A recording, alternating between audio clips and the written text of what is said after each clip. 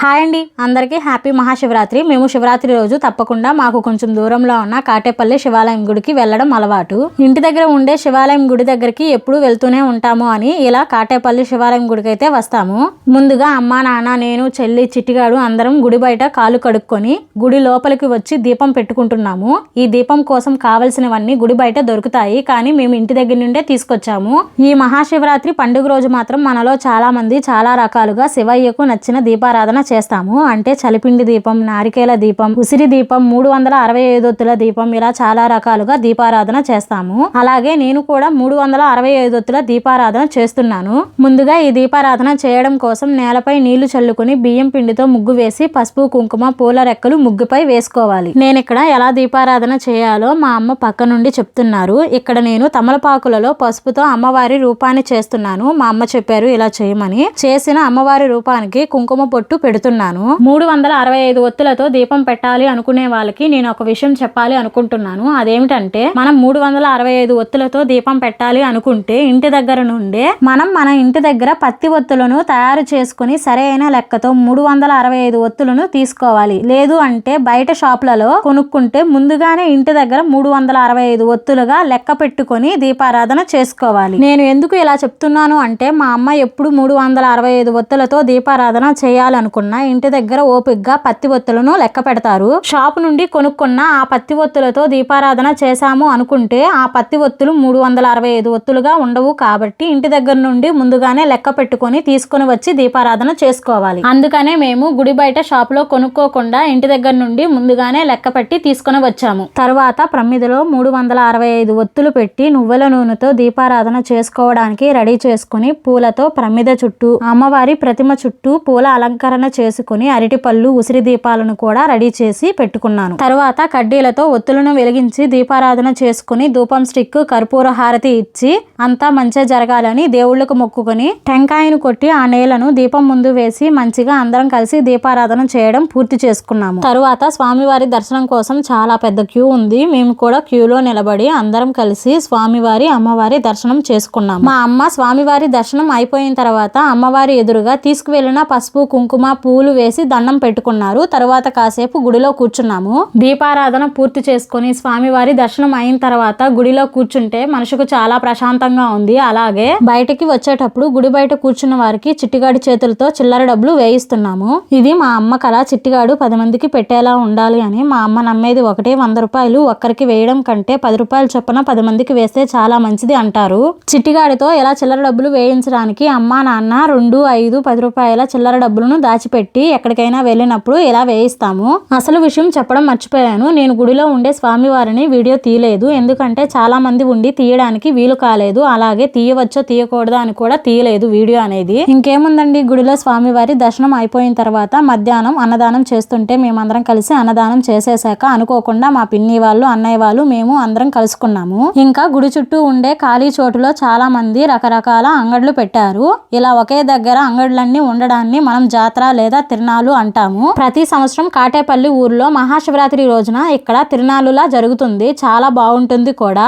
ఇలా ఒకే దగ్గరగా ఉండే అంగడ్లను చూస్తే నేను అస్సలు ఊరుకోను. ఏదో ఒకటి కొనండి లేదా కొనుక్కుంటాను అని ప్రతి అంగడిలోకి వెళ్ళిపోయేదాన్ని. కానీ మా పిన్ని ఇప్పుడు కాదు, మళ్ళీ వచ్చి కొనుక్కుందాం అని చెప్పి నన్ను లాగేస్తున్నారు. ఇక్కడ మా చిట్టిగాడికి ఇప్పుడు ట్రెండ్ అవుతున్న చెవులకు పెట్టుకునేది మేము కొనింది కాదు, మా అన్నయ్య వాళ్ళు వాళ్ళ పిల్లల కోసం కొనింది. కానీ మా చిట్టిగాడికి పెట్టి ఎలా ఆడుతున్నానో చూడండి. ఇక్కడ చిట్టిగాడు మా అన్నయ్యని గట్టిగా కొట్టేస్తున్నాడు. ఎందుకంటే చిట్టిగాడి చేతిలో ఉండే బొమ్మలను మా అన్నయ్య లాగేసుకుంటున్నాడని. అమ్మ, నాన్న, చిన్నాన్న, పిన్ని, వదిన, అన్నయ్య, చిన్న అన్న, పిన్ని వీళ్ళందరూ టీ తాగుతూ ఉంటే మా కోసం మా అన్నయ్య మజ్జిగ తీసుకొని వచ్చారు. నేను కొంచెం మజ్జిగ తాగుతున్నాను, చాలా ఎక్కువగా ఎండ ఉందని. మీ అందరికీ తెలిసే ఉంటుంది, మనం తిరణాలలో తిరగడం మొదలు పెడితే మన నోరు అనే మిక్సీ లేదా గ్రైండర్లు ఆడుతూనే ఉండాలి. అందుకనే మా అమ్మ చిట్టిగాడికి, పిల్లలందరికీ స్వీట్ కార్న్, మొక్కజొన్న కంకులను కొంటున్నారు. ఇక్కడ మనం చూస్తున్న రింగుల ఆటలో చాలా బోల్తా ఉంటుంది. ఎందుకంటే ఒక్కొక్క దగ్గర మనం తీసుకున్న రింగుకు సరిపడా సైజు వస్తువులను పెట్టరు. ఒకవేళ పెట్టినా ఖచ్చితంగా పడదు.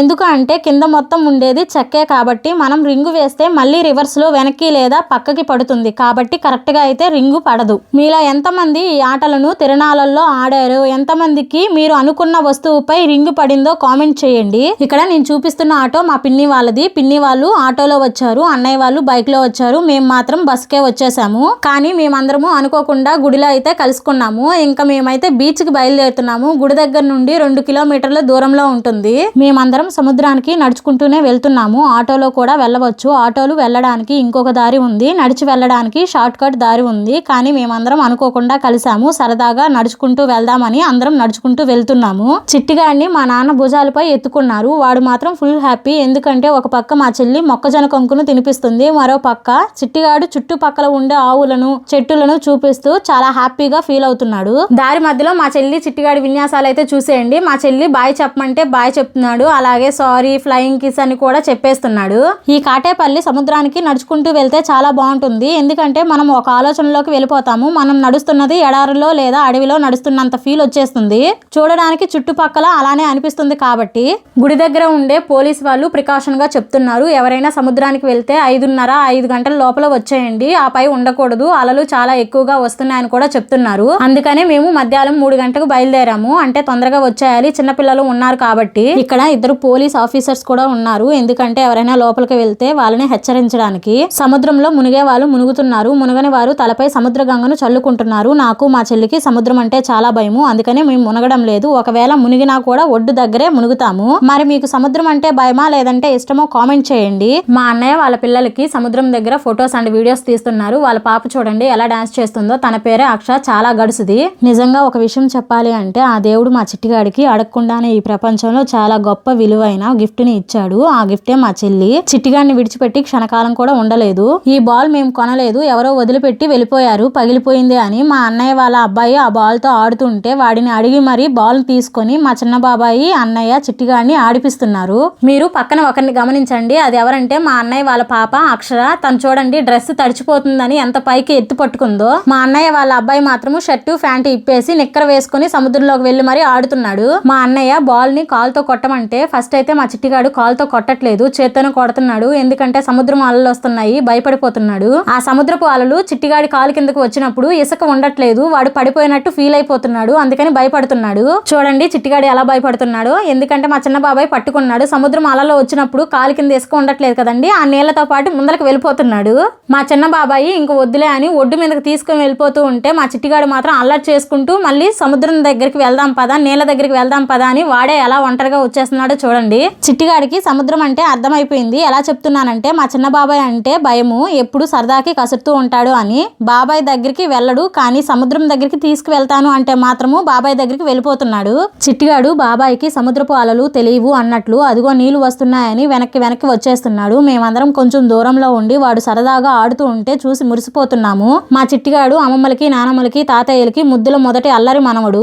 ఇంకా సముద్రం నుండి వచ్చేసాక మధ్యాహ్నం అన్నదానం చేసిన వారు సాయంత్రం కూడా అన్నదానం చేస్తున్నారు. చాలా మంది భక్తులు వస్తున్నారు, జాగారం కూడా ఉంటారు అని. మళ్ళీ మేమందరం కలిసి భోజనాలు చేస్తూ చిట్టిగాడికి చెల్లి కొంచెం అన్నం మెత్తగా నలిపి పెడుతుంది.